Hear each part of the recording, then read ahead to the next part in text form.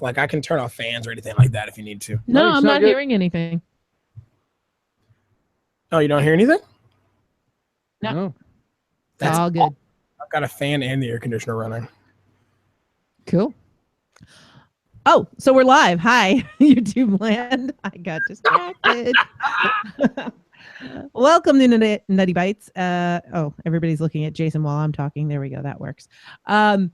We are going to be doing an episode of our intro to Studio Ghibli, where we're going to be talking about Whisper of the Heart. I keep wanting to say whispers. It's singular.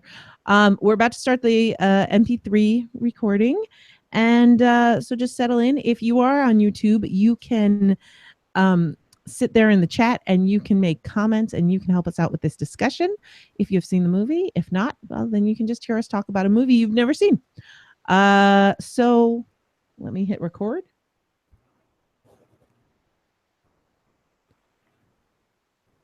Hello, Mixed Nutcases. This is Nuchtchas, and I've got a special episode of Nutty Bites for you today. We are doing an intro to Studio Ghibli episode of Whisper of the Heart. With me today, I have my usual guests. Hi, I'm Tek. And our guides. Hey, what's going on? This is Jason. And Jen. And we're going to be talking about, as I said, Whisper of the Heart, which is an adorable little story. So let's start with some initial reactions. Well, we really got to start talking with how the movie opens, and it opens in song, and it opens with an Olivia Newton-John cover of John Denver's "Take Me Home, Country Roads," which is one of my favorite songs of all time. I'm a weird sort of a closet John Denver fan. But okay, not that much closeted. I really like John Denver. But it's such a beautiful version of it, and it repeats as a common motif through the movie of this young girl who is an aspiring songwriter and writer, and this is a song that she's writing. And they do a really beautiful Japanese version of it in the end credits.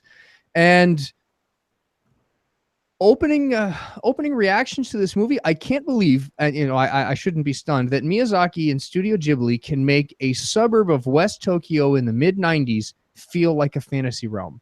Yeah.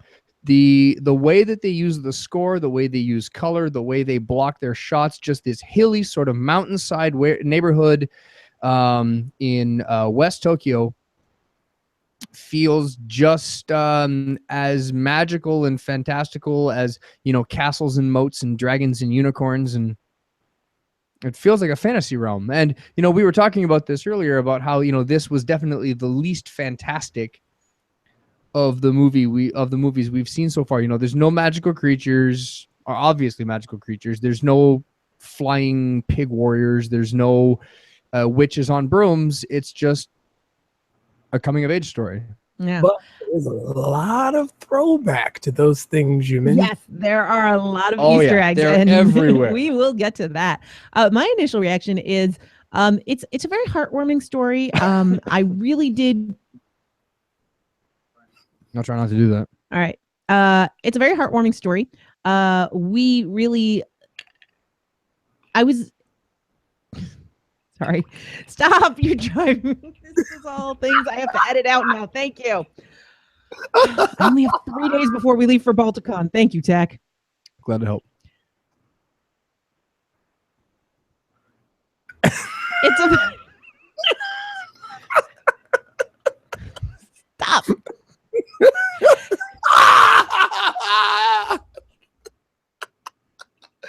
Oh, and on that note, I'm gonna go get another beer. And now I've lost my guide here. This is just, I've already lost control, and we're 5 minutes in. Yeah. It's a very heartwarming coming of age story, and I am constantly amazed at how well Miyazaki can make movies about little girls.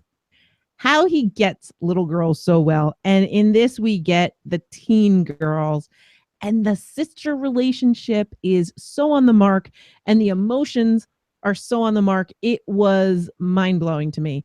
And if I had seen this when it came out in 95, or even if I saw it a couple of years earlier, I would have been all over this. I mean, this is like my dream.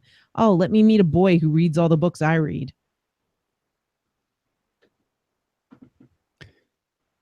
What's the age difference between you and your sister?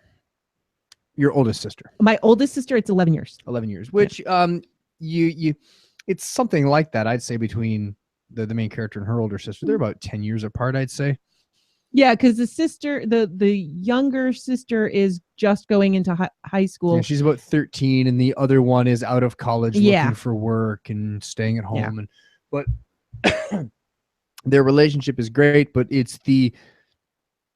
I like the relationship between the friends at school.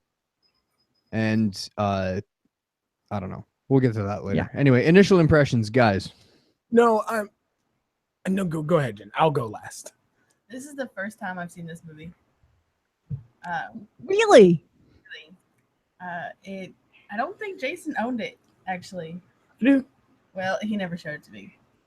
And so I bought it on Blu-ray here a couple days ago. This is the first time I watched it. I thought it was cute. I thought that the way that he had depicted all of the girls was great. The crushes and the disappointments and stuff. It hit it spot on. And the older sister thing, I have an older sister, and that's basically our relationship right there. Your older sister's a B and you hate her for it? Yeah. The older sister is bossy, but she gets all sad when she finds out her sister's moving out. And that's the thing. It's like you hate your sister, but at the same time, you really want your sister around. No. I've got 4 older. No sympathy. Me and my little sister did not get along at all until we moved out. And now we get along great. Yeah. Oh, I've seen. I'm trying to put my headphone in to Well, listen. you should have put your headphone in before you started talking over him. It was my time for first impressions. Fine. That's how it is. Support the Go brown. ahead. First impressions. Support the brown guy. No, I got it. Equal opportunity brown lover. Brown is beautiful, baby. Brown is beautiful. I'm sorry. I have to edit this out, but the look of the cat while they're bickering. Right, just over the 2 shoulders. You got the little cat ears in between you, and it's like you guys are bickering, and it's looking. They're used to it. It's fun. Jason, first impressions. Yeah.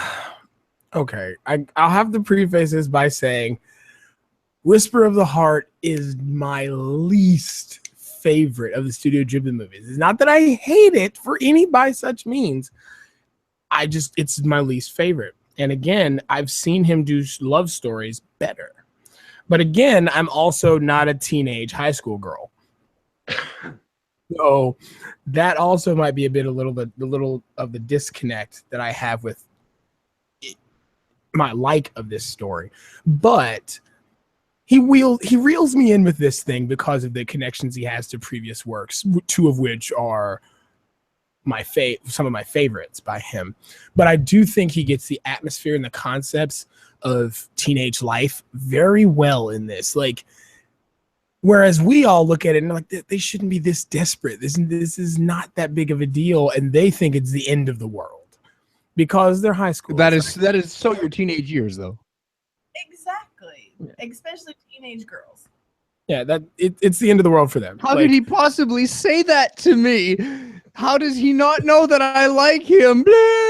And then, and then she gets so upset. Her friend gets so upset that she got dissed because he said, you should date my friend instead of I really like you, that she has to take a day off school and miss a test because she's way too upset. Yeah. It's absolutely, hi, I'm a 13, 14-year-old teenager, and this is my life, and it's coming to an end because of this thing that I could have simply just been like, hey, I like you. But instead... That is not how girls work. I get it. Well, doesn't one of the boys say that at one point? He's like, what are you talking about? I don't speak girl code. Yes, he does. It was a direct quote. But at the same time, he forced into telling I know nobody's character names. I'm just gonna say that right now. Their names are all way too complicated. They're so complicated. But he's telling the main girl, that he likes her, and how could she not have known? And she's like, "We've been friends. Why would I think you like me?" And she has the best reaction, which is my reaction at that age. You can't like me. Nobody likes me. I was trying to remember their names, and then for some reason I realized that I was substituting the names of like Tokyo neighborhoods instead. Okay, so that's Shinjuku and her best friend Akihabara, and Mount Fuji's the cat. No, I'm way off on this one now. We're horrible white people. Yeah. But no, like her reaction to him saying, "Well, I like you," should have been like, "I didn't know that." And he's like, "How could you not know that?" And she goes, "Well, how could you not know she likes you?" Yeah. Ding, it's like ding, ding, ding, ding. Same thing going on here. But How could you not tell that she likes you? I mean, every time you show up, she runs away and hides. Yeah. So who wants to try to explain a basic plot synopsis for our listeners that have not seen this movie yet? Yes. Who wants to do the quick plot synopsis? That's all you. I guess it goes to me. Okay. You are Quick plot synopsis. You are following around Well, you know short-haired girl. Now here's now to be devil's advocate. Usually my plot synopses are like 3 words, and it's more like blah. Not necessarily. You might want to flesh that out a little bit. There's a little more to it. A little more than blah. A little more. Yeah. Yeah, go for blah blah. Okay. So you got the main character. She has short hair. I can't remember her name. Call her Pants. She's not Pants, because she's not every girl. It's basically Little Nutty. Okay, so you got Little Nutty, and she is horribly insecure and loves reading and wants to read so many books during the summer. She doesn't care about studying for her exams. And you've got her best friend who is trying to decide, does she want to follow her crush or the boy who's been sending her love notes? The Little Nutty, every time she checks out a book, there is a name in the book. And some boy. Yes. Because I've just now noticed that he looks a lot like Tuxedo Mask, let's just call him Darian. Okay, so Darian. I actually think I know this one's name. It's Suki or something like that. No, not Suki. It's Sachi. Something with a E at the end. Anyway, He keeps checking out the books before her until finally she beats him, and she checks out a book that his name is not on the card, but his last name is the owner of the book who donated it. In 1958. In 1958. So she's on the hunt for this person who she thinks will be her fairy tale prince. And she likes writing and yada, yada, yada. She finds an antique store by following the grumpiest cat in the world. Keep in mind that this is the quick plot synopsis that included the phrase yada, yada, yada. Yes. And she meets this antique dealer, and he's got this cool cat statue, and there's a love story behind it. And then lo and behold, the grandson of the antique dealer is the guy that has been checking out the book. Darian. Yes, Darian, who she didn't realize is the guy. And every time she runs into him, he drives her crazy. And what a jerk, what a jerk, what a jerk, which is adorable. He likes making violins. They confess their feelings.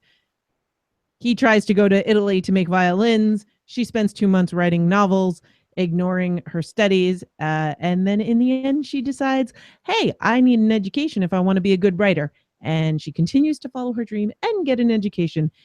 And lo and behold, he comes back from Italy and he's decided the same thing. The end.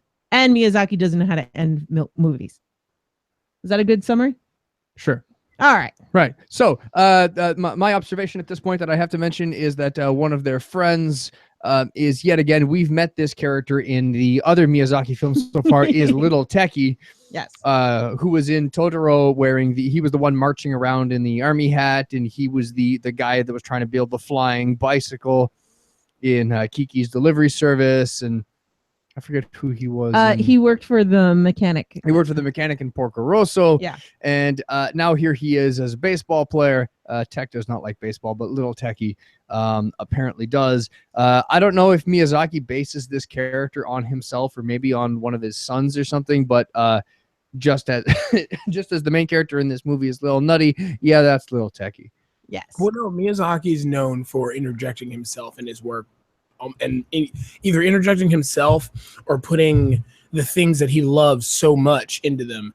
And in this case, you could kind of take it and see that he's doing kind of a shot at creators, because both of the characters in this are creators, and they both are hypercritical of themselves, but yet they put in the work that is needed to make their craft, better. And that is definitely speaking to him and all the people at Studio Ghibli.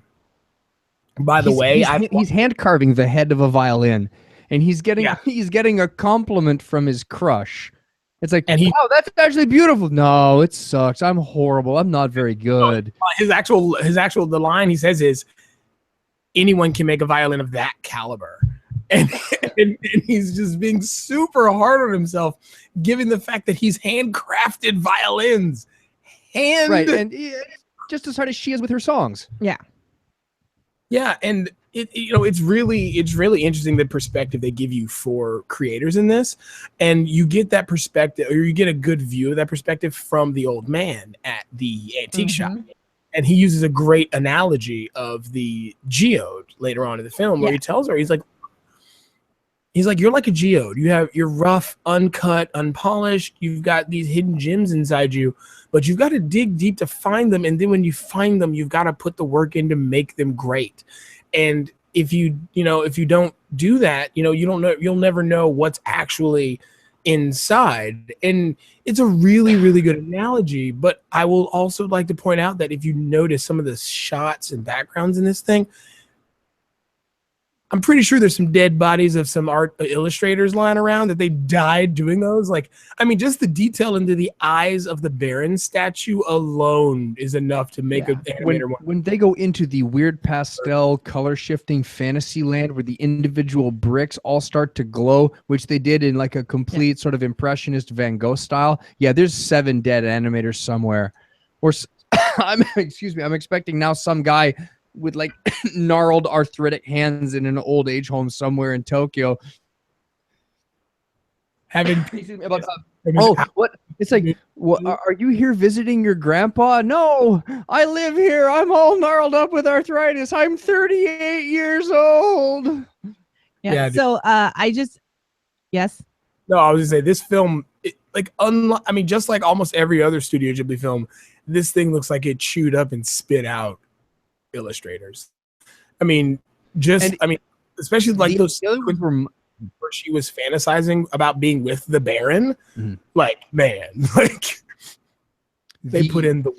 Oh, they did. And the one thing that Nutty noticed at the end of this film is that the other ones, an animated movie, especially hand animated movies, are just over 90 minutes long because animation is incredibly expensive and time intensive. So they're never over an hour and a half, if not by very much. This is a full 2 hours. Yeah.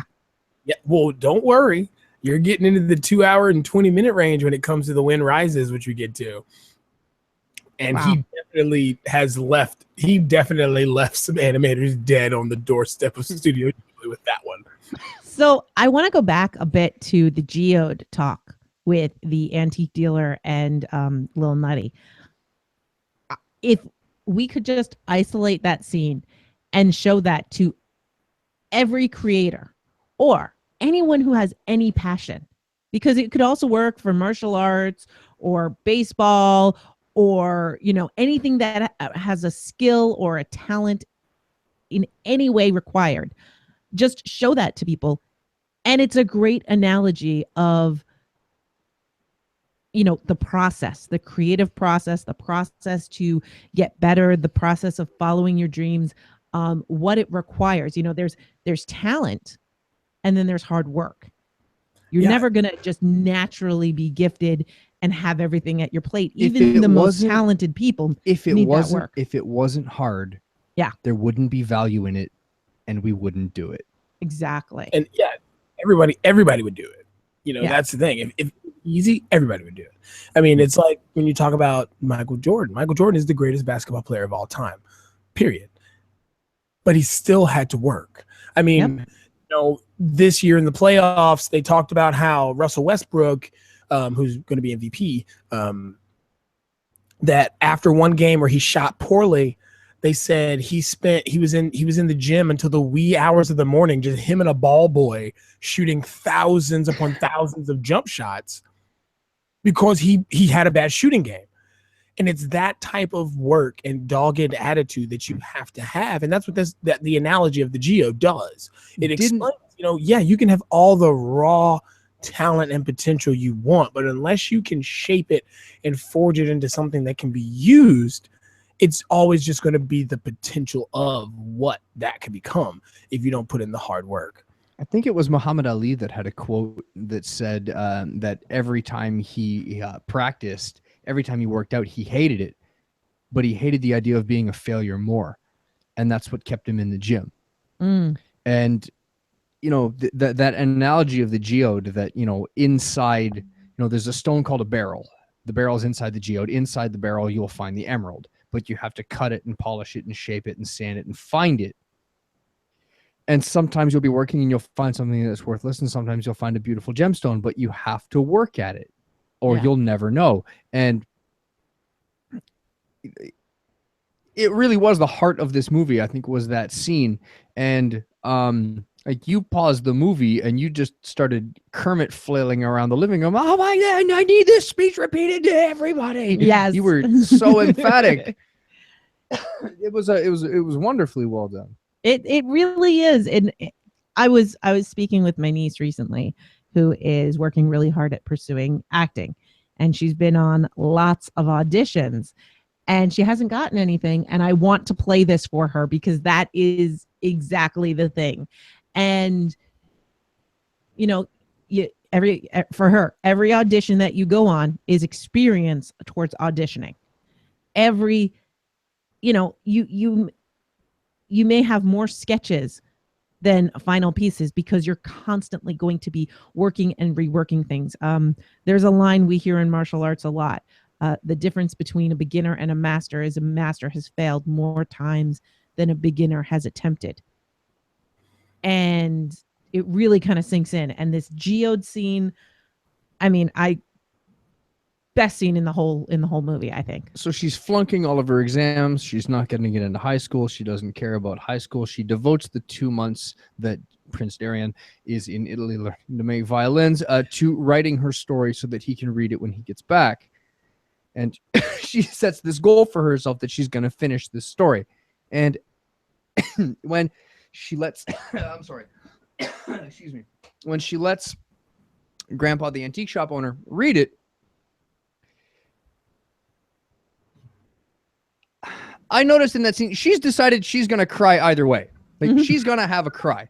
So he's like, and what did you think? Oh, I really liked it. You're lying to me. You're just trying to be nice to me. So it's either he's lying to me and he's pandering to me and he really hates it, or if he says he doesn't like it, well, then I'm the worst person in the world and she's going to cry either way. And then he says the nicest thing he can. It's a very good story, but it's rough and it needs polish. You need to polish your story. So what does she do? She bursts into tears and runs out of the room crying. But what I love about this scene is that he really is the grandpa of this story, right? Like, he's definitely grandpa. And it's great because he even tells her, he's like, look, when Tuxedo Mask finished his first violin, he was more out of shape than you are. It took 4 bowls of rice to get Darien. He never thought he would save the Wand or Princess Serenity. He never thought he would save either one. I'm blending genres, huh? Yeah. I love this. I love all of our little names here because we can't remember any of the names because we're horrible white people. Tek is correct though. He's got the haircut and everything. He looks just like Prince Darien. But put him in that. He's cooler. And I'm telling you, Lil Nutty, like me, when I was that age, if I had seen that, I'd be like all over him. And just like Darien, he's macking on a 14-year-old, but He's also 14. He's also 14. He's not like 19 like Darian was, which made it creepy and weird. Yes. But you know what? I think he's got more game than Darian. Because if you look at how he handled it, because he invites her in, lets her see the statue, gives her all the time she needs to spend with the statue, because he's like, hey, she's a young girl, she'll probably think this is awesome, whatever. And then when she comes, he's like, I'm gonna get some work into this violin. And when she comes in, I love it because she's like, oh, can you play violin? And he's like, yeah, a little bit. And she's like, well, play something for me, please, please, please, please, please. And he goes, fine, but you gotta sing. And so he breaks out this violin. By the way, he's not just a player of the violin. This dude's got some skills. But he didn't choose to play the simple version of Take Me Home Country Roads. He plays the on multiple strings, heavily orchestrated, hitting every note. Like, this is some master level stuff he's got going on. Also say that there's a little bit of fantasy in this, as these old people just show up later on and become a jam band. And the one guy goes, not only does he go from the tambourine to a clarinet to a flute, and then there's a guy playing classical Spanish guitar, and the other guy's just wailing about on this cello. Like, these dudes, a 7-string cello. Yeah, there's some weirdness going on, because that mandolin the guy was on, that was a double string mandolin. That was a 7-string cello that, as far as I know, does not exist. And that other dude changes instrument like 3 times. Because at one point he's got like a bone flute, then it's a classic recorder, then it's a tambourine. Yeah, he's all over it. Then the other guy with the 7-string classical guitar, he's playing like he was the soundtrack orchestrator for Desperado. Like, he's just getting down on this guitar. Oh, and the cellist is holding his bow backwards. Yes, which is the most gangsta way to play a cello. No. Because your bow hand, just like on a violin, when you're holding your violin as such, your hand grips. You grip the bow between your middle finger and your thumb, and you're over top like this. So when you play the cello goes down in front of your body. For people who can't see me articulating here on the video, you still hold the bow in the same way. So you're pinching it between your middle finger and your thumb. And your hand, the back of your hand faces away from you, the palm faces your body, and you're sort of bowing this way. In the movie, he's got it the other way. He's holding it palm out as he's bowing this way, which means you'd have no way of adding tension to the strings, which is how you get volume. What you have to do when you're playing the violin is you press on the string by pushing down with the bow. The harder you push down, the louder and the grittier the noise gets. That's how you get that bite, that nyah noise. You push down on the string. Yeah, the nyah noise. So with a cello, you have to do it this way. You have to push in like this to get the sound against the string. So if you're holding it backwards, palm out, you'd have to pull backwards. You'd have to pull the bow inwards while bowing this way. It would be incredibly impossible to get any sort of noise out of it. Well, it is possible.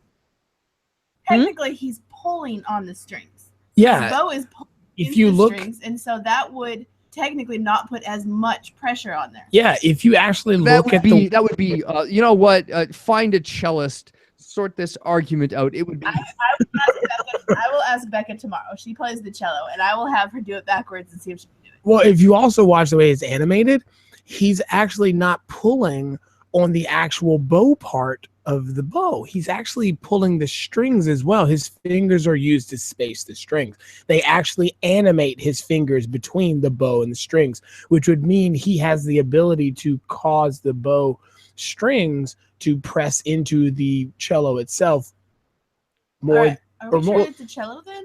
It could technically be a bass. But it was small. But no, it's the size of a cello, but a cello has 4 strings. This has 7. And if he's got that much articulation in the strings, that would make the bridge a lot higher, which would make it like one of those excuse me, I don't know the term, but those large Japanese guitars that they play laying down. Oh yeah. The ones that turn into weapons during a Kung Fu Hustle. Right, absolutely. The one that they use in Kung Fu Hustle as a weapon. You mean the same weapon that is also used in Kubo and the 2 strings? Probably. Never seen it. Oh my god. So can you guys tell that Tek has played violin. That little techie played violin. Yeah. Just You know what, Tech? It's fine. We can go against type because I own and played my own flute. That was the first instrument I ever played. I actually own a actual flute. And you know need to what? play for us. I haven't played in years, but I will tell you this. I was a nerd through and through all my life because the reason why I picked up the flute was because of Alan from Sailor Moon, who had the twin sister, and he used to play the flute song for her in the in the dimension or whatever. So I literally used to take my I had my oh God, what was it called? Macaulay Culkin had one in Home Alone 2. Tape boy? Yes. I had my tape boy and I would set my I would set it. Boy. It was that little handheld. You mean a Walkman? No. It was a handheld device that had an extendable microphone on it that you could use to record things. Oh, okay. A recorder. And yeah. Have you seen Macaulay? Have you seen Home Alone 2, Lost in New York? Yes, I've yes. Which, by the way, apparently I have found out that the French titles for Home Alone are, what is it? Missed the Plane, and Lost in New York is Missed the Plane, Stuck in New York. That's awesome. But no, the thing he uses to record his dad's voice and then slow it down so that he can credit card where he's like, "This is Kevin McAllister, the father." Like that thing, I had one. Yeah. And so I used it to record Sailor Moon off the TV on the cassette. And I would actually listen to the audios of it at night when I went to sleep. And one of the things I listened to a lot was of Alan's flute song. It was the do do do do do do do do, that one. And I listened to it so much and wanted to play it so badly that I actually learned to play the flute. And I did so I could actually play that song. And I learned to do it and play it by ear by listening to that cassette over and over again. Little did I know that it would later be used, that skill of listening to something and replaying it back would come in handy in third quarters of high school football games where I was a sousaphone player and I would then recreate the bass lines and melodies of rap songs with my sousaphone to the applause and great appreciation of the cheerleaders. Of course you played the sousaphone. So, I'm sorry, you're sitting here, you're telling us this story and you're like, and I used it during football games. I'm like, Jason played football on my sousaphone. That sounds more like Jason. Nope. I had this brief image of you in a GFL style football game with a flute in one hand, just beating some dude to death with it. I would, you know what? I have the football game. Flute solo. I stopped Jew Tweety from. I'm totally gonna break in with. I totally just found some really interesting facts about the actual movie that we watched. Really? Shut up, Jen. No one cares about the movie. Talking. Whisper of the Heart was actually based off of a manga. Mm-hmm. Oh, cool. Maybe Jason pronounce it Minio Sumaspa. Ooh, let's see. We're gonna test it out. Show me. Right here. Whispers of the Heart was based on the manga Mini Osuma Seiba. Yeah. Suma Seiba. There we go. Written by Ao Hiragata. Yeah, see, this is why I have Jason around. So as we know, the Baron is the character in The Cat Returns. Well, The Cat Returns is a spin-off from Whisper of the Heart. Yep. And this same author that wrote Whisper of the Heart manga rewrote The Cat Returns as a manga as Baron Afterwards. Nico no Shaku. Yeah, Neko is Japanese for cat. So yeah, it was they kind of like played off each other. Yeah, it's Neko no. That's Neko, cool. Dan Shaku. It is. It's a little bit of anime manga inception because you got to think Miyazaki gets inspiration from the manga, writes a movie about it. So the guy then takes the inspiration of the movie and makes manga about it. I'll take that. Well, I love it. Baron, by the way, Baron, voiced by Carrie Ells. Yes, and by the way, perfectly voiced by Carrie Ells. Well, yeah, he's in both this and in The Cat Returns. Well, we haven't seen that yet, so we'll have to get there. Whisper of the Heart is literally the English translation. Mm-hmm. This the Japanese translation is "if you listen closely." Ooh. Mhm. I think that Makes is a little more sense. Yeah. I think that's a much better title than Whispers of the Heart or Whisper of the Heart. Yeah. So I got a question for you guys. In all of these movies about a songwriter or about somebody writing a song, it's always an original composition. In this one here, they chose to take a very well-known song Yeah. and rewrite the lyrics slightly, translate it to Japanese. So what are your guys' thoughts on like this song that she's writing, instead of being an original composition, using a well-known classic folk tune like Take Me Home Country Roads? The one thing I did happen to notice is that anytime they would have to say West Virginia in the song, they would just go, take me home, la la la la, take me home country roads. I think they said it one time. Yeah, I think it. But my thing is, I thought that they did it because if she did her own composition and it wasn't very good, then we wouldn't really follow the character. This song Yeah. at the time, very, very well known. I think I actually have a record of John Denver for my record player. You probably do. I think I do. They play it. I work in West Virginia, and they play it constantly.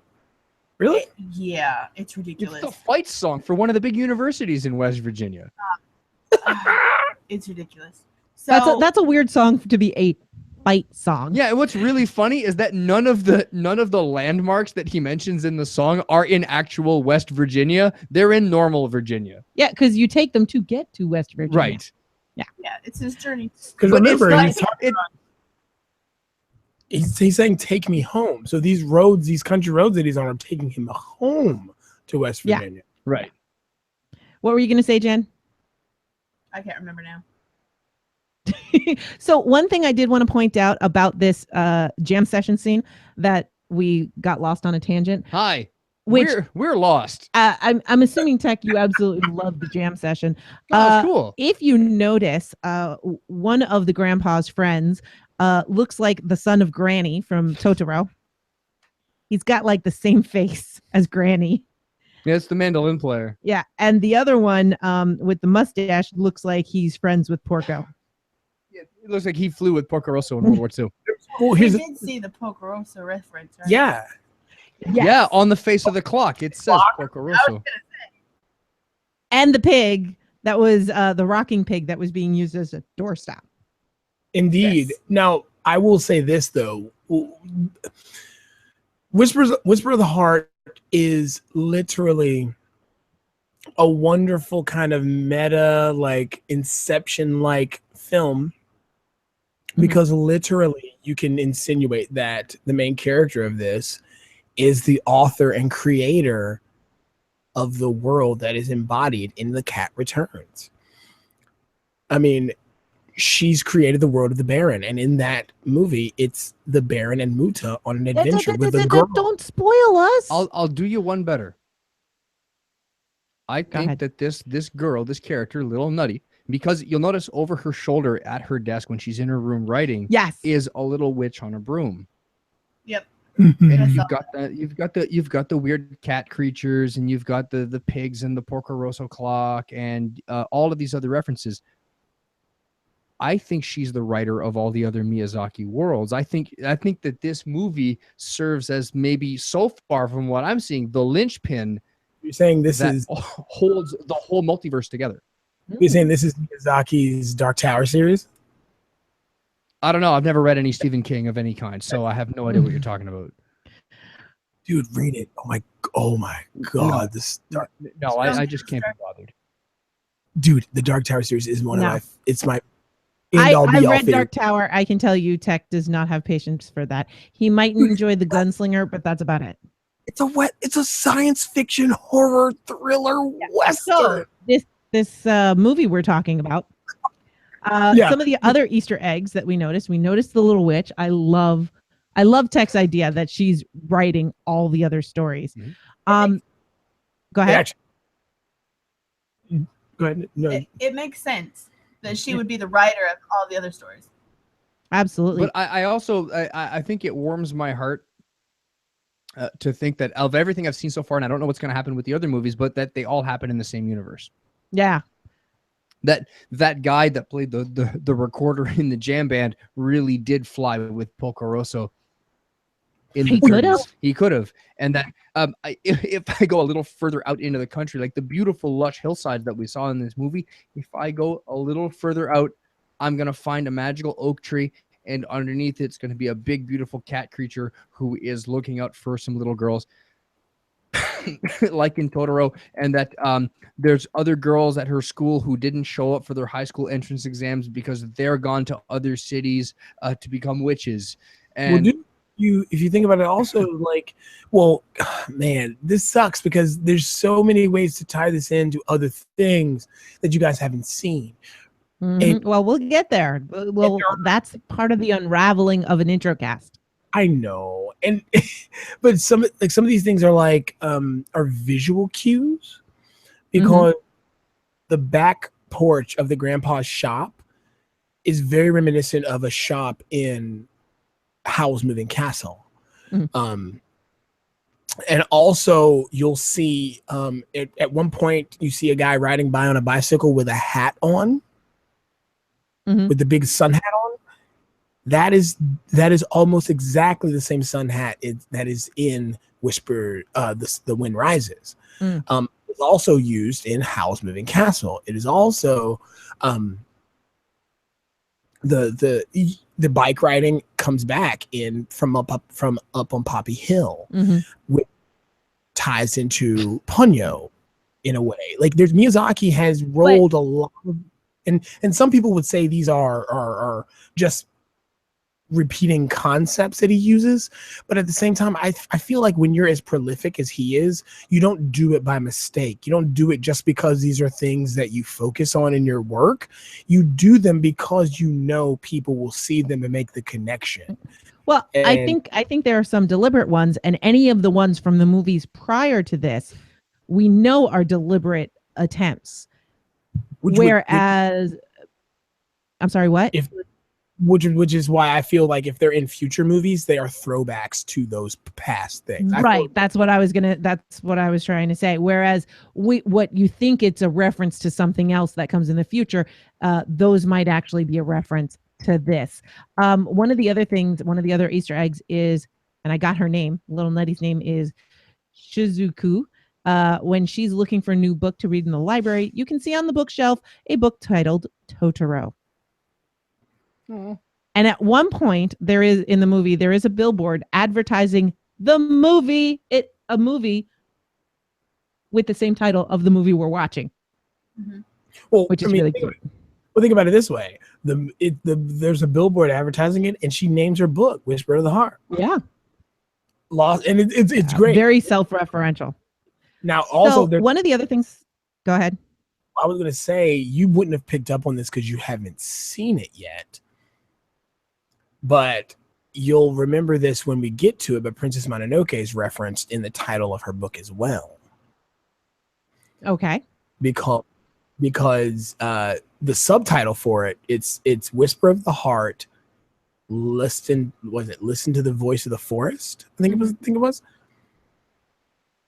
And in Princess Mononoke, there's a line that is, you can't hear it. You can't hear the voice of the forest.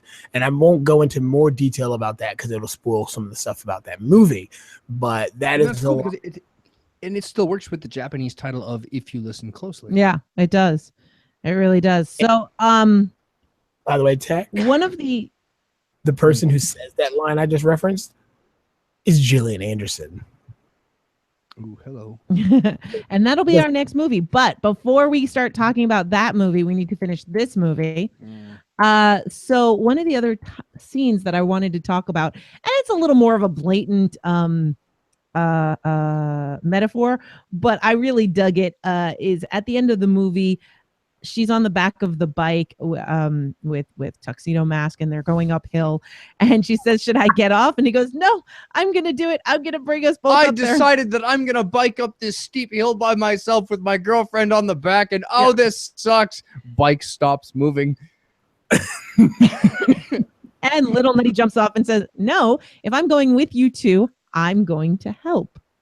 And she starts pushing the bike up for him. And I'm just like sitting next to Tek and I'm like, it's a metaphor for equal partnership in a relationship.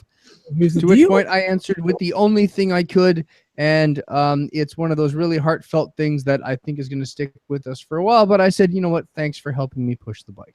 Yes. And I also thank Tek for helping me push my bike. Dude, Miyazaki, I feel he's like me, where he would not identify himself as a feminist, but everyone else would say he is, so he would then say I'm a pocket feminist, right? But if you've noticed in most of his most prolific films, they are all centered around the growth, understanding, comprehension, development, and awesomeness of a female character. Yeah. It's the only film that he has a main character that is a male, that is an actual male character, is Princess Mononoke. The main character in that is a prince. Porco Rosso. Well, Porco Rosso. But by the end of Porco Rosso is not defined by himself. He's actually defined by the two women that he's actually. That's true. Even when it's a male protagonist, there are progressive females in these movies. And this whole movie is about progressiveness with women. I mean, the mom is going to school for her master's. The sister is fully educated and wants to move out on her own without a man attached. All of the girls, it's you got to study, you got to do something for yourself. And even when she starts to go off the rails, when Little Nutty starts going off the rails, and her grades are slipping. And her parents are getting upset. Her parents sit down with her and they're like, you have to tell us what's going on. She's not ready to tell them, but they said, we're going to trust you, which as a parent, I'm sure like a lot of people are like, I just got to make sure you're not on drugs. If you look at it though, it's not both parents.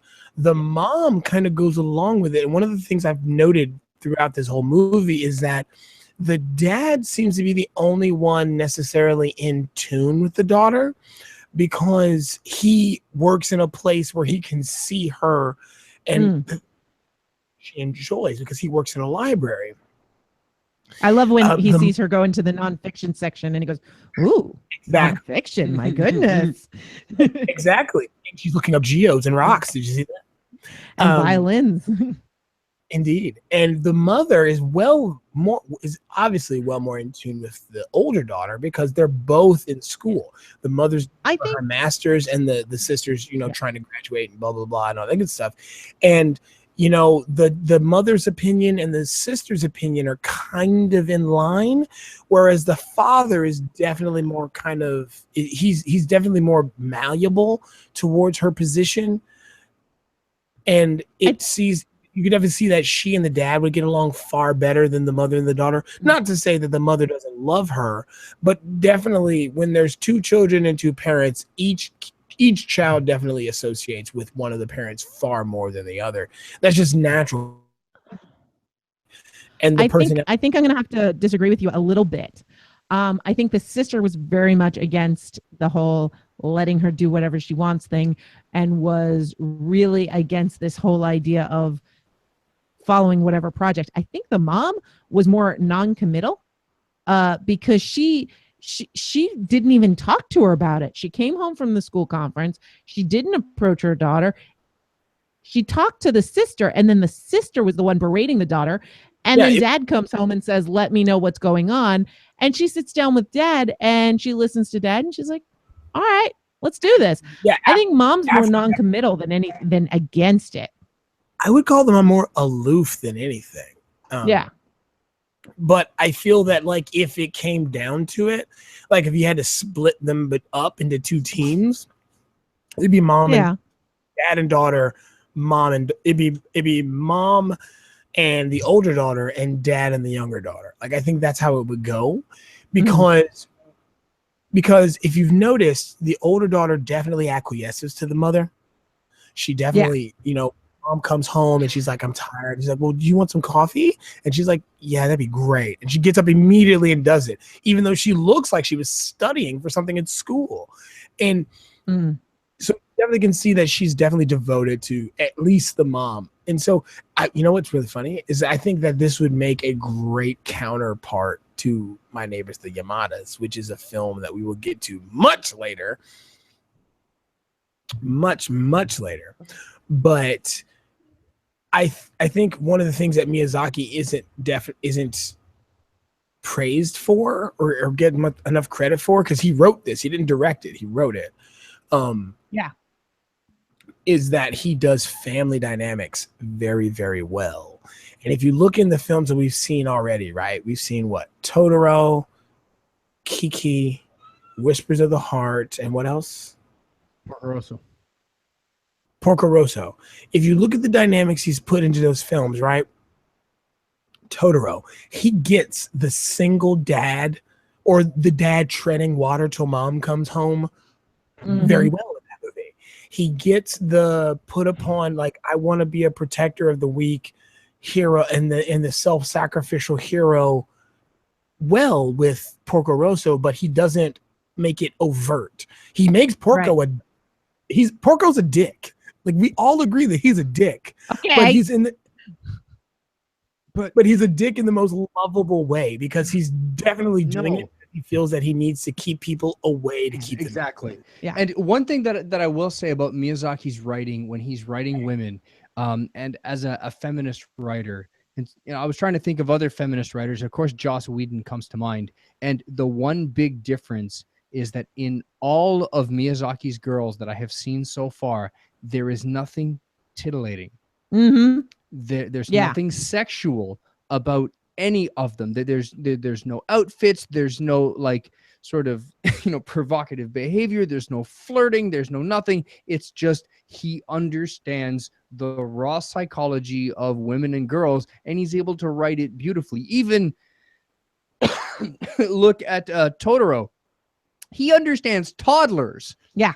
And how they like humble and bumble their way through a house, and the way that they move and they explore, and the soot sprites. And well, I mean, look at Porco Rosso. I mean, if you especially taking the Joss Whedon comparison, you've got a character that basically could be the premise for Kaylee, but it's not exploitive. It's not sexualized at all. It's not engines make her hot. Yeah. She's an engineer. Exactly. He has a femme fatale in Porco Rosso, but she's not played up in that sexual sense. Fatale. And it's romantic.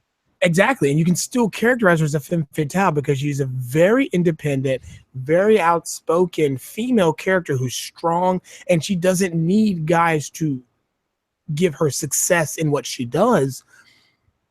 But yet, and there are very obviously people that are very attracted to her. Every guy in that bar, that American pilot, is beating himself in the face to try to get with her. But the sexual aspect of it never comes out. Which is why I would credit Miyazaki as definitely like a million times more feminist than Joss Whedon. And sorry, Joss. Well, Joss had his heyday, but I mean, he's not really been progressing. Feminism for 90s is different than feminism for the 2000 teens. And this is funny, is that this is, feminism for today in 2017, but this movie was made in 95. Exactly, which is why I think it's so important how progressive it is. And it's subtly progressive. It's not, this is a feminist movie. No, this is a movie, and it's progressive and feminist because that's how life should be. And I love it. And one of the things why, again, I always tell you, you say I'm feminist, I say I'm a pocket feminist, is because I'm not oppressive with my ideals. I openly tell people that I was raised by all women, period. I don't know who my father was. Hell, I could have been immaculately conceived for all I know, by some sort of anime god. Let's go with that theory. Let's go with that. By some sort of anime god. But I've grown up around and seen nothing but independent, open spoken, independent, they don't bite their tongue for anybody, women all my life. And Miyazaki puts those into his stuff as natural as it can be. And I will tell you firsthand that it is not natural. It is not openly accepted. And it is dang on sure not considered unmasculating for a woman to speak out the way that he has his females do in his work in real life. Like, I don't understand how like my family have had success as open, independent spoken women as they have, but they've had great success. And Miyazaki's had great success in writing them into his work. Like, I don't know if that speaks more for him or speaks more for the changes, because Miyazaki, the Walt Disney of animation, of anime. And he even openly says, him, Andy Soutok, I'm sorry, not Isao Takahata. He's the guy who did Astro Boy. They both openly say that they wanted to be like Walt Disney. Yeah, like they wanted to be an animation giant like Walt Disney, and so I don't know if it speaks more for them in how they wish to interpret and adapt what they got from Walt Disney and make it into something like this, or for society. I think it's them. I don't think it's something they got from Walt Disney. I think it's, they wanted to be like Walt Disney is, in the sense that Walt Disney is what North America thinks of when they think of animation, and the progressiveness is innate within them. And the fact that that is at the forefront of Japanese animation is pretty amazing. And so I do want to applaud that. What I got to say about, if I'm going to compare Disney to Miyazaki. Yeah. Okay. So Disney's a giant like ratings juggernaut and has been since the 40s, but none of his movies, none of the animated movies I could consider particularly deep. They're very shallow fairy tales. You enjoy them at sort of their face value, and a lot of them have outdated racist and sexist values in them. The Miyazaki films, I enjoy now. I would have enjoyed in my 20s. I'm going to enjoy in my 40s. I'm going to enjoy watching them with my niece and nephews because they're going to be fun to watch, and they're fun to enjoy again and again. Disney movies are like popcorn movies compared to this, and I don't think there's been I'm trying to think of an original Disney animated movie that was deep, and the only one that's coming to mind is Fantasia. Well, yeah, and that's more visually deep. Yeah, right. And other than that, there hasn't been a deep Disney movie since Sarah McLachlan made us cry in Toy Story 2 with that beautiful song. Well, my thing also, although Toy Story 3, oh my God, gut wrenching. But no, one of the things. Pixar movies make Disney deep. Yeah, we're going right where I was going. I was like, you cannot take Disney / Pixar, because here's the deal: some of the movies that come out by Disney are by Pixar. Some of the movies that come out are by Disney, but yet they're still the same people, because John Lasseter was a Disney guy, got fired, became the president of Pixar, and now he's back under the umbrella of Disney along with Pixar. So they are interchangeable. Yeah. But you cannot take that generation of films and put them with the generations of films by Disney, because there are distinct differences. Oh, yes. And I will point the two that I will point the most, or I'm sorry, the three that I will point the most to are The Princess and the Frog, Brave, and Moana. I won't point out the Snow Princess one. God, what's it called?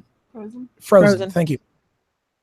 I won't point that one out because I have problems with Frozen, which is it's a discussion for another time. But reason why I point out Brave, Princess and the Frog, Moana, there ain't a white person in sight, and I'm gonna just be blunt with it. There's not a white person in that movie. We haven't seen Moana yet, and we really want to. You really should. It is definitely steeped in the Polynesian, Samoan, Hawaiian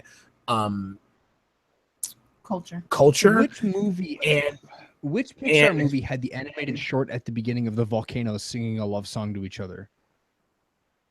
had the animated short of what? There's a you know how Pixar does the short movies, the Yeah. shorts at the beginning of their movies. There's one of the Hawaiian volcanoes singing a love song to each other. Oh Lord, But it's really, really, really good. I just can't find it on YouTube because the House of Mouse keeps taking them down. Yeah. But anyway, I So digest. getting that reminds me though, getting back to this film opened with a short, and it was a music video that Jason has sent us, and we were going to do a bonus episode on, and we probably still will, of On Your Mark. Oh yes. By the way, can we just say Japan wins when it comes to music videos? Just because you can have basically Walt Disney make a music video. Yeah. And On Your Mark you haven't seen On Your Mark, have you, Jen? Okay, so we're not going to spoil Jen. Jen, you're going to have to watch it. Hey, but Walt Disney did make a music video. It was called Fantasia and Yes. Fantasia 2000. And Fantasia 2000. And they're fantastic. And they are amazing. But back to Whisper of the Heart. Although Fantasia 2000 was what, 30 years after the first Fantasia? No, at least 60. Was it 60? Almost 60 Yeah, years. yeah. Fantasia came out in the mid 40s. Yeah. Fantasia came out around the time that I think it was after Snow White. 42? I'll find out. I think the idea that he wanted to make one a year. Yeah. He wanted think that. The he holds only a record. movie. Sorry, we're talking over each other. No, 1940. We got think it. Bambi- One person at a time. Sorry. I don't mean to be testy here. We keep speaking over each other. So just wait 1 second. let it catch Fantasia up. was supposed to be the only movie that ever had sequels, and they wanted to do it regularly. Fantasia came out in 1941. Jason, what is it that you were trying to say? Oh no, what I was going to say was that I think Fantasia is the second longest gap between sequels, whereas they wanted it to be year on year for Fantasia, Mhm. and Bambi holds the record for the longest. I think Bambi was 7 There's no years? sequels to Bambi. No, I just believe. Yes, there was. No, Just no, like there's only ever been one Matrix. exactly. Yeah, no, there were no sequels to Bambi. So getting back to the film, I want to talk very briefly about the cat. Moon or Muta. Who is what? Muta or the Baron? Well, first Muto and Moon. This cat that lives with everybody, that takes the train by himself, that is totally grumpy, and I love him. Just a cat. And the one thing I found cool was maybe nobody else made this, or maybe this is one of those assumptions that I made that I'm supposed to make, but the one dark purple ear that kind of looks like a witch's hat. Oh, I like it. I did not notice that. It made a witch's hat. Yeah. So it made me think that, okay, this is a magical cat. And she Well- talks to it, expecting him to talk back. All right, fine, make me talk to myself then. Okay. Darn it. Because I can't make the point that I want to make No spoilers. because Save it'll it. spoil part of the cat returns. Save it. Needless to say, So one thing about, all right, so I think I know where you're going, because there is what some people call a goof, but is also a fan theory about this movie. The Baron is never drawn the same. Mhm. His hands are in different positions. He's, Oh, the statue moves. yeah, the statue moves. Mhm. He's never the same. Right. So every time you see him, he is different, and which poses the question, is the statue alive? it also I think the statue is alive because the grandson doesn't say why the Baron is no longer in the window. Mm-hmm. But he just says, "Oh, he's over here." He never says why. He never said. And if you notice, well, you guys haven't seen it, and this is a slight bit of. I don't want to say a spoiler. You can't spoil it. It's not a spoiler. It's about the son.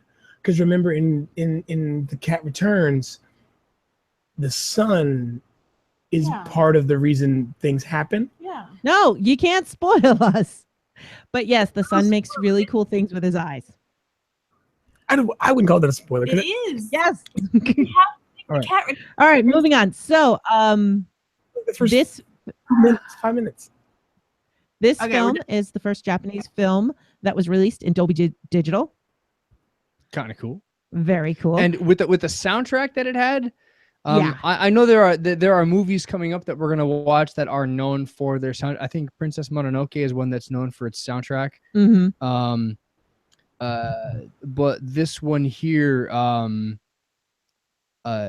wow, did the music really sort of push Yeah. things forward. Like I said, that whole thing about how can you make a mountainy suburb in West Tokyo feel like a fantasy realm? Well, easy. When you've got a score that works that hard in the background, it really helps. It really does. And this is the first Studio Ghibli movie that used digital composition. Now, the animation was done by traditional means, but they used a computer to edit and bring everything together. Oh, cool. So that's also really cool. And Tek, you were telling me that all of the locations are real places. Yep. There's a I think the suburb. I think it was Tama Mhm. is the name of the town that they're outside of Tokyo, and The the town. Tama Hills. Oh, yeah, Tama Hill. Yeah. So it's known for a pilgrimage that you can go on called the 13 Buddhas, where they have 13 individual temples to 13 different Buddhas. That it's known that you it's one of the things that you do when you visit there is you walk around and you see these 13 temples. One of the temples, and you can find the photos on the Wikipedia, is the location from one of the scenes where she sits down and has a conversation with little Nutty has a conversation with Prince Darien outside of this. No, that's a conversation with Little Techie. Right, with little Techie outside of this temple. It's an actual place, and it looks just like it does in the movie. And It's really wild when you Yeah. look at the pictures. it's awesome. So then the last thing I wanted to mention is you guys watched the Blu-ray version, so you were lucky. Apparently, in the DVD version, the credits get cut, so you can't see who's walking on the bridge. But at the very end, we find out that her best friend and Little Techie do end up together. Did you guys notice that? Yeah. Jen wants to point out that the director for this film, which is one of the reasons why Studio Ghibli kind of fell into a bad place for a little bit. Okay. The director of this film was supposed to be the successor to Miyazaki, but he passed away, and this was the only film he could direct. Yoshifumo Kondo? Where is it? Kondo? Yeah, Yoshifumo Kondo. He passed away in '98 before he could direct another film, and he was supposed to be the successor to Miyazaki. And one of the things that Studio Ghibli is lamented on is because Miyazaki has retired and come unretired, like Brett Favre. Yeah, that's a football joke. Deal with it. That's out there to the internet land. Anyway, but no, it was the only Ghibli film not directed by Miyazaki or Takahata. Right. 7 years. Hell, the spiritual sequel was what they call The Cat Returns, was released in 2002. Yeah, and don't get it twisted. I don't think they did a misstep here when it comes to that. But I definitely think that if they want Studio Ghibli to move forward, they need to bring in some new blood. And they tried with Miyazaki's son, Goro Miyazaki. Well, which we will talk about that when we get to that, because we're still early in this. So the last thing I want to talk about before we move on to ratings is just a couple of the English cast. We watched the English dub. We did not have any subtitles, so we weren't able to compare like we have in the past. But I thought this is the weakest voice cast that I feel has happened in any Miyazaki film. I think a lot of the names are a little less star power, but they're also a lot more of names, if that makes sense. So they're lower on the celebrity scale, but I mean, it's got Brittany Snow and Ashley Tisdale, who were up and coming at that point. David Gallagher, everybody thought was going to be everything at that point. He's the little blonde boy from Seventh Heaven. Doogie Howser's dad Jean Smart, Courtney Carrie Thorne Ells. Smith, Carrie Ells, who's like in everything, and Harold Gould. I mean, there were so many names in this, but they weren't all. They were all, like B list and maybe some of them C list names at that point. Whereas some of the other English dubs had, really top A-list actors. Kirsten Dunst, Tress MacNeille. Yeah, people only know Tress MacNeille nowadays if they're into voice acting anyway. But yeah, Kirsten Dunst was like, If you don't know top of who the A. Tress MacNeille is and you listen to this podcast, kill yourself right now. don't tell people to kill themselves. Can you tell Tek is a fanboy? I don't believe. Tress. I love you, Tress. No, I honestly, out of all of the voice casts that have come out of this Ghibli stable, this is, to me, the weakest. It may have more like B, C level actors, but it doesn't have that one star. And Carrie Elways isn't in it enough to really qualify. Yeah. Well, one of the things that I'm going to give them mad props for, though, is they cast singers. Right. And I think that's what Yeah. hurt the star power. Yeah. Is that they couldn't get some like A-list celebrities because it's very hard to find somebody of that caliber that can actually sing. Yeah. But did they And, actually do this? Say again? You think they actually casted singers on purpose? Because Yeah. it happened a Yeah. lot, but it didn't happen enough dialogue wise to risk compromising acting.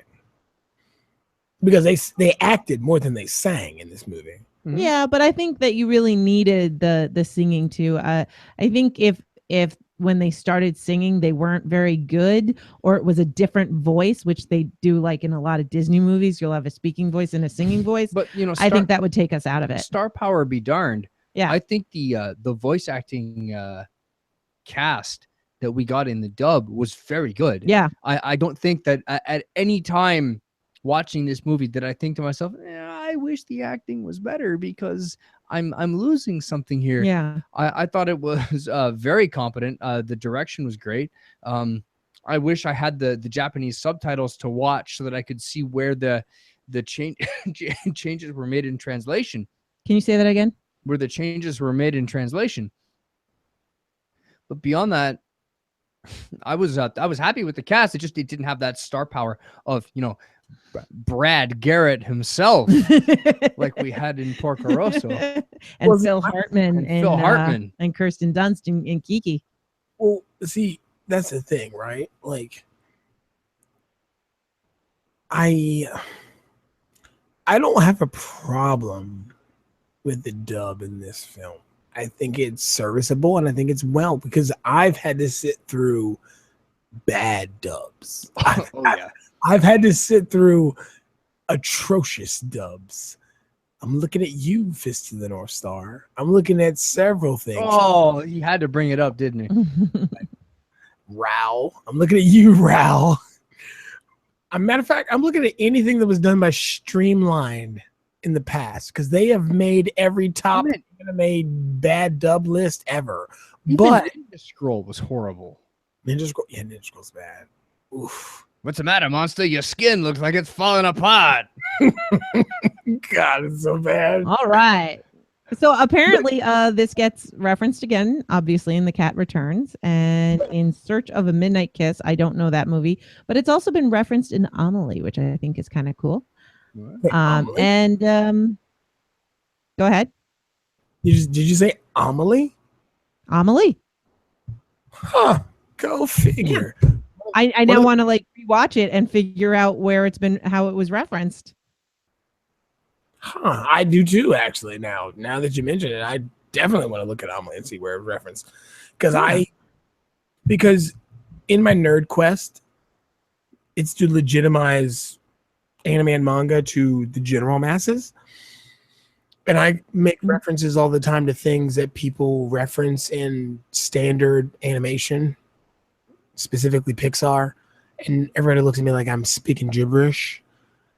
But having this reference in Amelie, I feel rides towards that, because Amelie was a huge thing.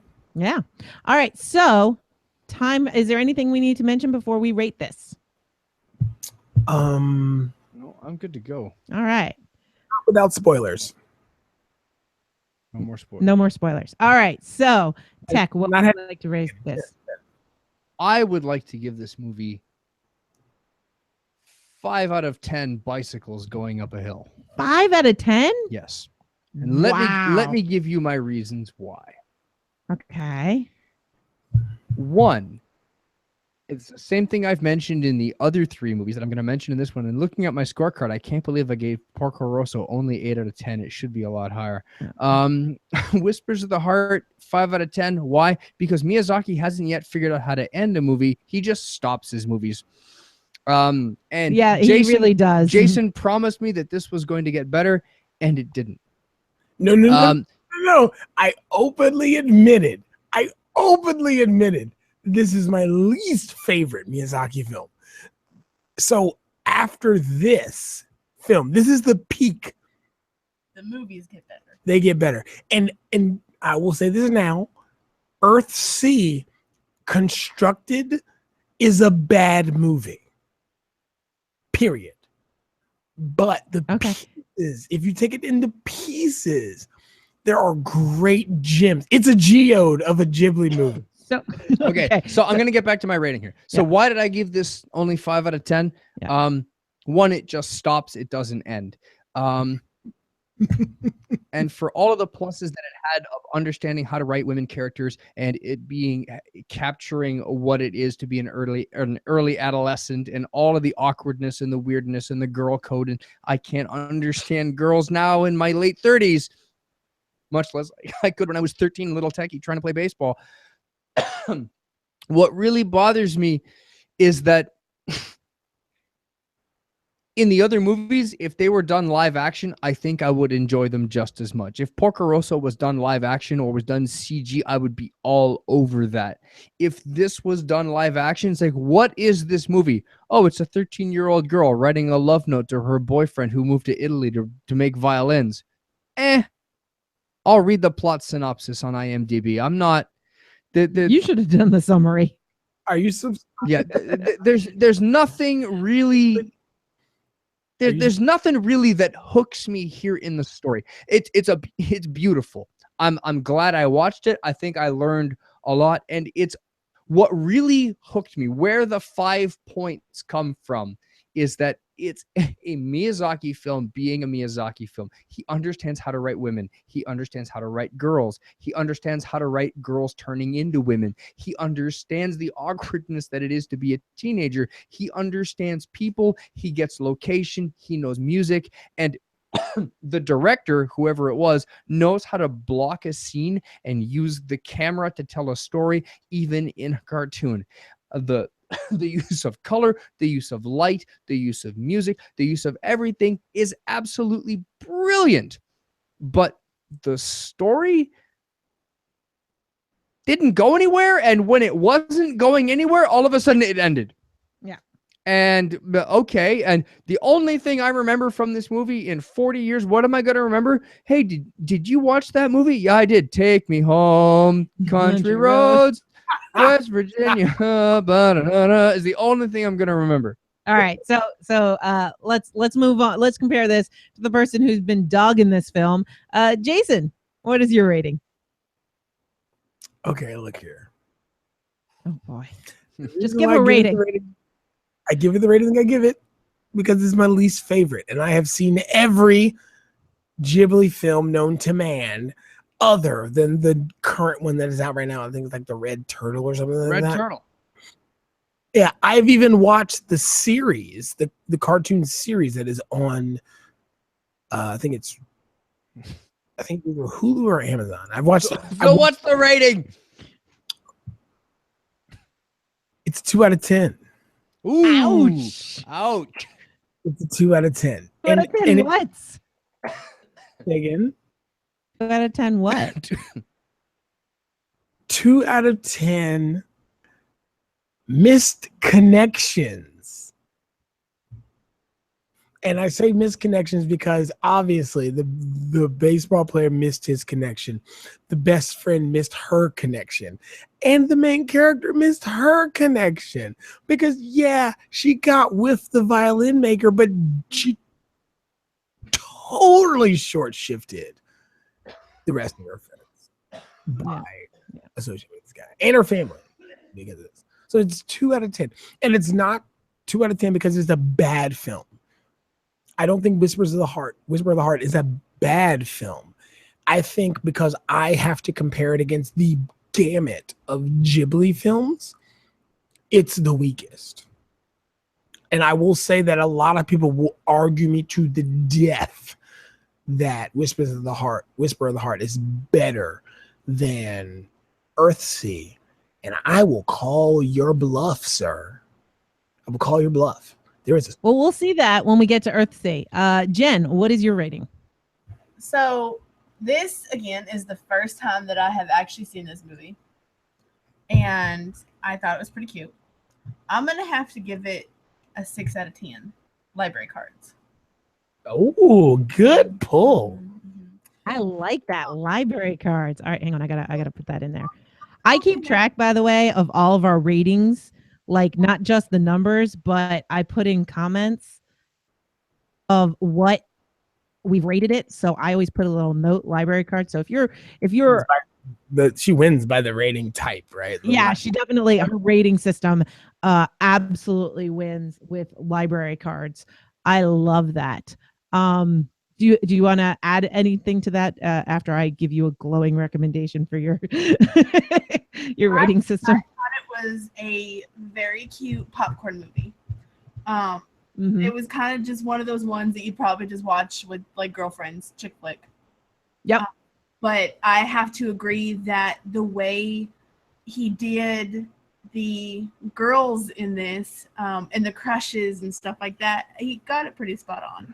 Now we'll say this is the only chick flick by Miyazaki. Yeah, I believe it. It's the only pure chick flick. Like I feel that if you got a bunch of teenage girls together and had them watch this movie, they would bawl their eyes out at how this thing ends because they don't figure out, if they get married or not. Yeah, they do. We don't know that. Well, they know that they have the intention of it by the end. Exactly. They have the intention. I'm going to assume that they finally do get married. Well, in the DVD, yes, they're 14, but still. In the DVD version, you get to see them, or I'm sorry, in the Blu-ray version, you get to see them walk on the bridge. Yeah. Support them getting married. But in the version they saw, which is the version that everybody saw. No, we didn't have it cut either. Oh, no, I'm sorry. Did you have the Blu-ray? We had a pretty cool copy. It just didn't have subtitles. I love how Nettie. Anyway, we got it from our uncle. Okay. Keep going. I'm done. I tried my hardest to find my uncle, whose name may or may not rhyme with Nyrit Nay. No. His last name's Sweden. Nefarious. His last name is Nefarious. We all know this. We broke Jason. We did. I tried so hard to buy it, but it wouldn't get here in time. So we are totally going to buy this movie because now we have to because the internet's decree it. Yes. Well, actually, what I would love is I would absolutely love to have a Blu-ray Studio Ghibli collection at some point. That would be great. Well, you don't, on all of them. Well, also, you don't need to buy Whispers of the Heart because I will be bringing you my DVD 2-disc collection at Balticon because I now have it on Blu-ray, just like I did with Spirited Away and some other stuff that I gave you guys at last Balticon. I'll be giving you Whisper of the Heart and some other stuff this year. So anyway, my rating. Your rating. It's a little trumped up, I think, comparatively. It's a little what? A little trumped up. You can actually still use that word without shivering? Okay. It's a little inflated. There we go. Much like, no, never mind. Let me start again. That was us getting political. Nope, we're not getting political. We don't do that. If I made that reference, for not being political this week. Yes, I saw that. My rating, while a little inflated by comparison, and the reason for this has to do with art. but I'm going to give it 7.5 lace drawings out of 10. Ooh. Okay. You know what? Actually, 7 lace drawings out of 10. I'm not going to go to 7.5. I'm going to go to just 7 lace drawings out of 10 because when he drew lace, I was mesmerized by it. Hey, there was a couple of scenes, I know what you're talking about, where they would be looking at a character's looking out a window and there's a lace curtain. Yeah. And it's intricately drawn. It's not just like an opaque sort of a layer. They actually took the time to draw and animate the individual threads of the lace patterns. Exactly. And when she's at her friend's house and they're sitting there having tea and cookies and Pocky, there's lace hanging off of the nightstand on just in the corner. And it's absolutely done well. I could watch Little Nutty write in kanji all day long. It was beautiful. The blocking, the animation in everything. And then they go to the fantastical world, which was done by an artist and former art teacher. I was blown away. So it's a little inflated due to that. Yes, Tek? I have to mention, I love that part as well. When the mom is like, would you like me to bring you up some tea and cookies? Yes, please. Thanks, Mom. And then you see the tray and it's the cookies and the tea and sticks of Pocky. How Japanese is that? So to which point, if you're listening to this and going, what's Pocky? 1, kill yourself. 2, stop telling people that. No, try Pocky. It's actually not that bad. It's a cookie stick covered in chocolate. If you don't know what Pocky is, you need to hang yourself from a Persona 5 tree and hope to God. No, stop. I'm cutting all of that. If you don't know what Pocky is, just Google it. You are worthy. We want you in this world. Don't listen to these horrible people. Try some Pocky. It's pretty tasty. You are not worthy. But no. I can't. Nutty, you were going on talking about the lace and how awesome it was. I asked a question for Nutty, and this is not a question about the movie. This is actually a question about this podcast strain. Are we going to do a retrospective? Can we do a retrospective on after you've seen all of the Ghibli? Absolutely. We can definitely go back, and we will, because then we'll have seen everything. Yeah, we will definitely do a retrospective. And I think we might do a couple of them, like when we finish the Miyazaki's ones. Like halfway through, or well, I'm thinking when we finish the Miyazaki films before we go to the Takahata ones. Sure. We'll do a little retrospective there. So the next movie we're going to be doing is going to be Princess Mononoke, and we're going to be recording this live at Balticon, which means we can only talk for an hour instead of an hour and how long have we been talking? About an hour. Only an hour and a half. All right. My timing is a little bit off, so that's good. I'm glad it was off because I kept us a little reined in. So we'll only have an hour to talk about it, and that'll include questions. So we'll have to be really careful. But we're going to be doing Princess Mononoke, and I actually have a question for Jen and Jason. Should Tek and I watch this before we get down to Balticon, or should we schedule a time for us to watch it together? Oh, I am down. I am so down for watching Princess Mononoke with you all. I'm going to recommend that y'all watch it before and not have Jason sitting there talking the whole time. Fuck. No. Watching it all together. But I totally recommend watching it first. No. In the spirit of Tek, Nutty, you're gonna hate me. You gotta have to edit this. Fuck that noise. We're all watching it together. Cause yes. Because the reason why I hold Princess Mononoke in such high regard, because it wasn't the first Studio Ghibli film I watched. It was the second, but it was the first that I ever owned, and I bought it under the guise of Miramax, because when this movie came out, Disney owned it in the middle of the mid-90s. Disney owned it under this title because it is the most violent and it's a little more complicated than and gory. So maybe we should do both. Maybe we should watch it and then watch it with Jen and Jason. You go ahead and watch it first. I'll watch it live. So dude, I'm so if we do this, we're gonna have to get together on probably Friday to watch it. I'm because down. I'm our gonna panel is on Saturday, and I will bring- have I will 5 bring- panels on Saturday. Say Hey, again? I will bring my PS4 so that way we can all go either to your room or the podcaster room. I had to Mhm. I had to edit myself before I spoke. Yeah. the podcaster house, and we will watch it, and I will supply the drinks. I will cook. I I'll am supply the all duct tape for about it. Jason. No, I don't. duct tape for Here's the Jason. deal. Yes, you do. I don't talk much through Mononoke. Not Mononoke. Mononoke holds a very special place in my heart, just like Kiki does.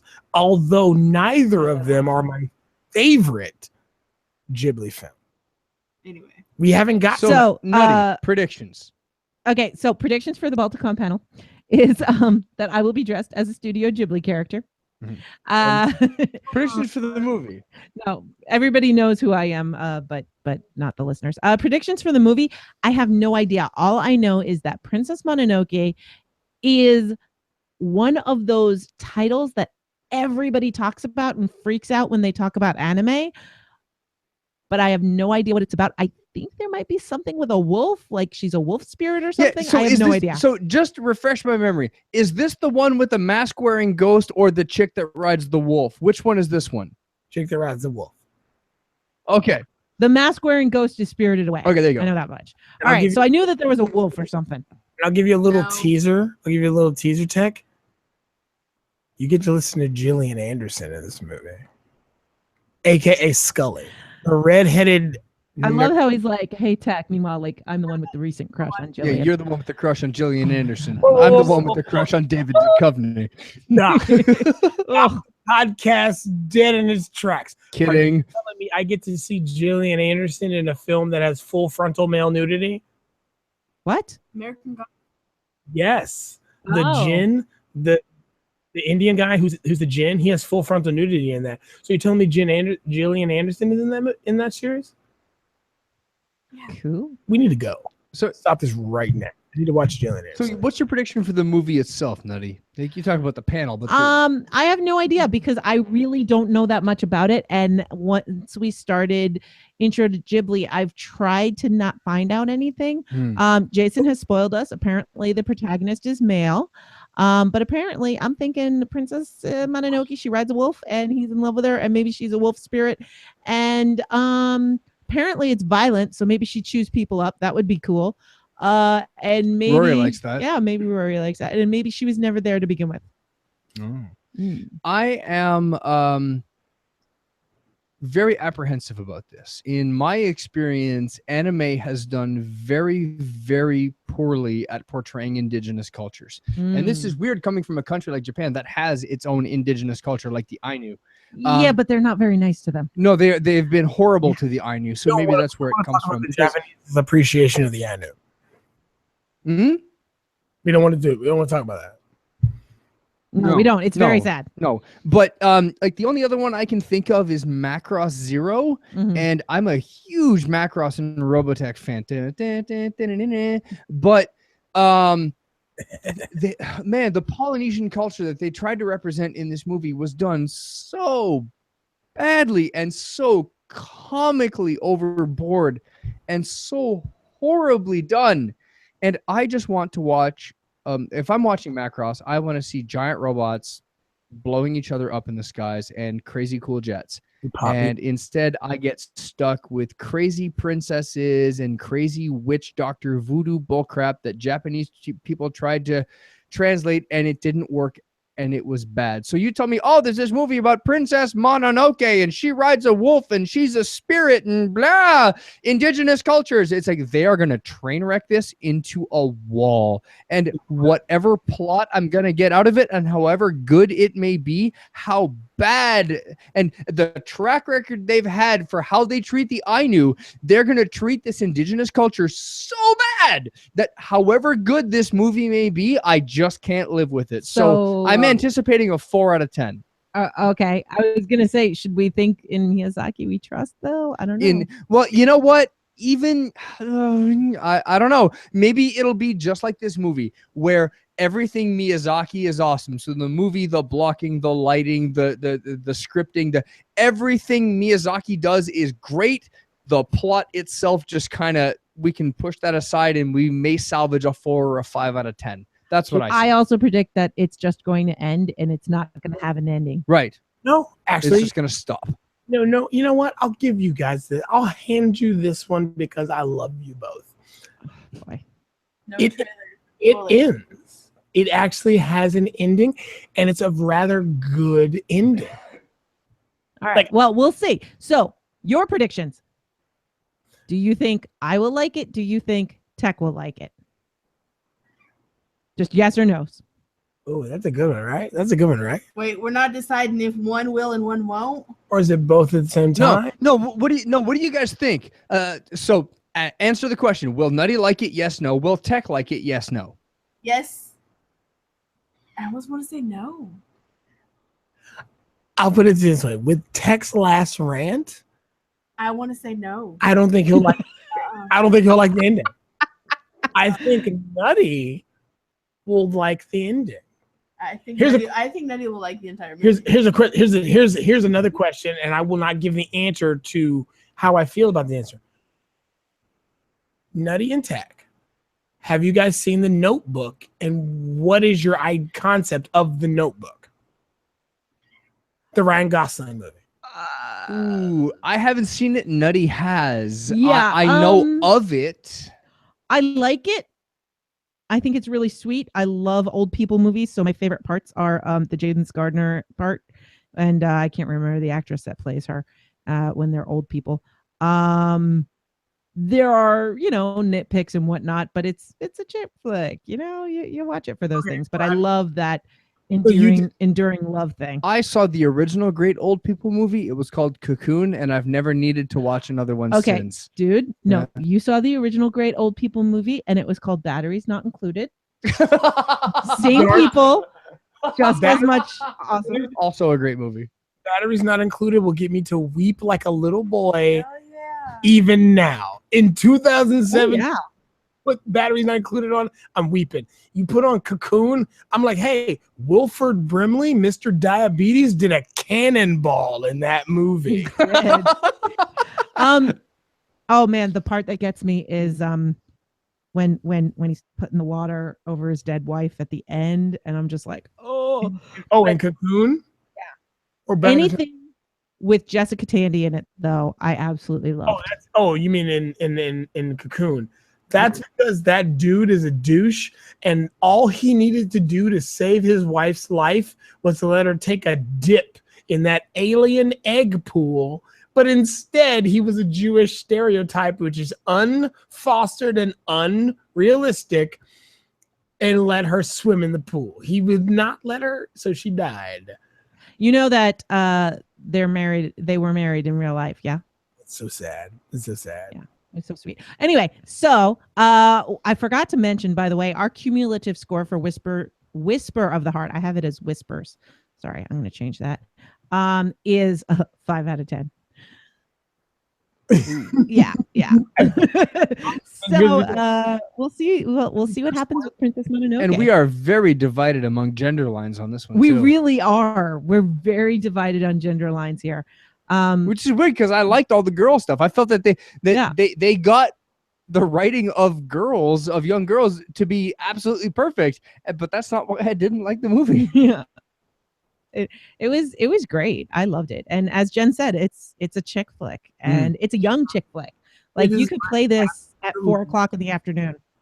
Dude, it's my absolute least favorite of the Ghibli films. Absolute least favorite. And that's beneath. Clearly 2 out of 10. I kind of want to play it for my niece and see what she does. Oh, 9. yeah. Kat's pretty close. Yeah, she's a smart 9. Yeah. That'd be really interesting. I feel if you quantify her as a smart 9, she's definitely more in the 11, 12.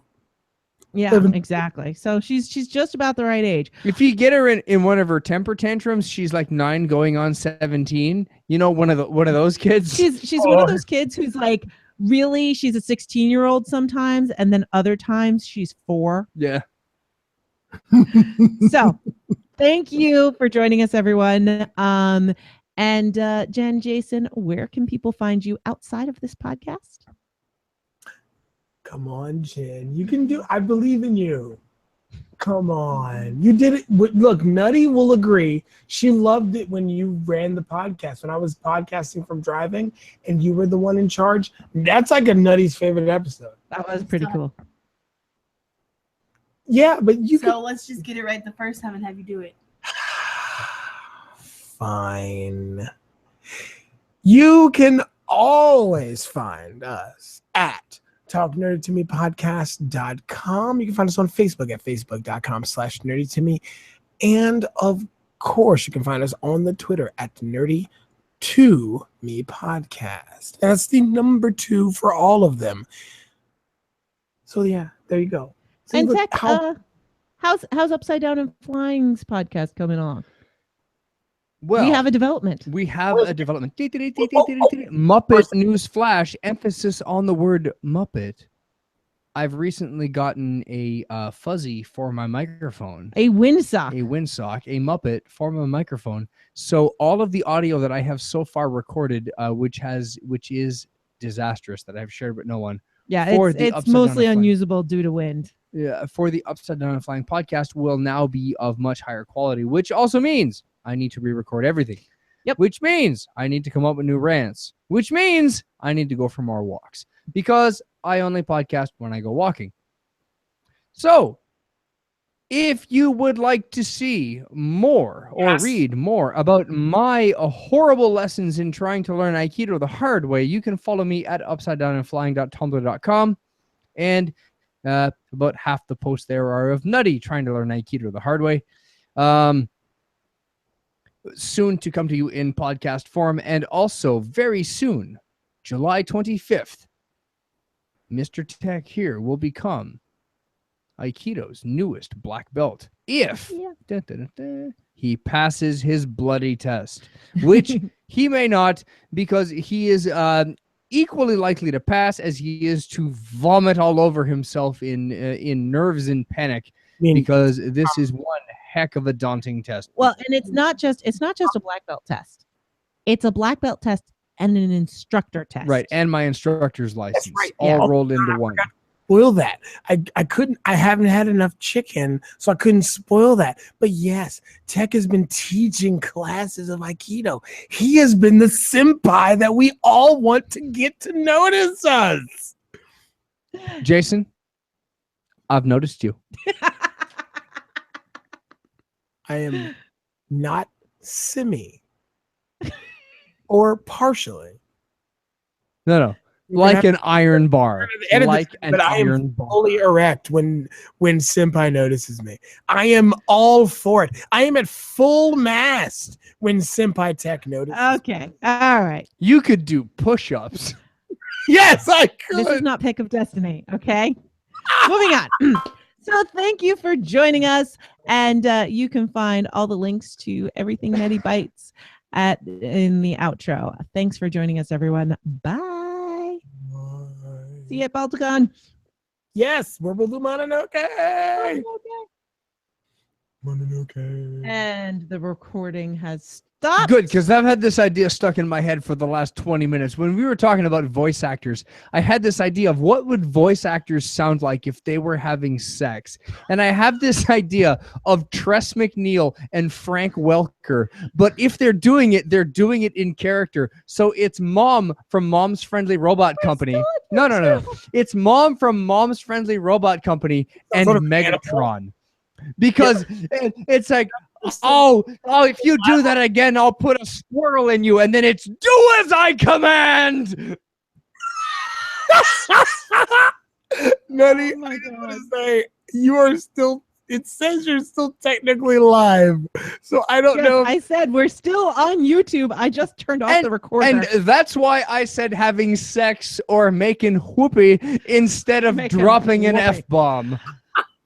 Thank you, YouTube land, for joining us. We're going to sign off now before somebody does something wrong, like use words that you can't use on YouTube.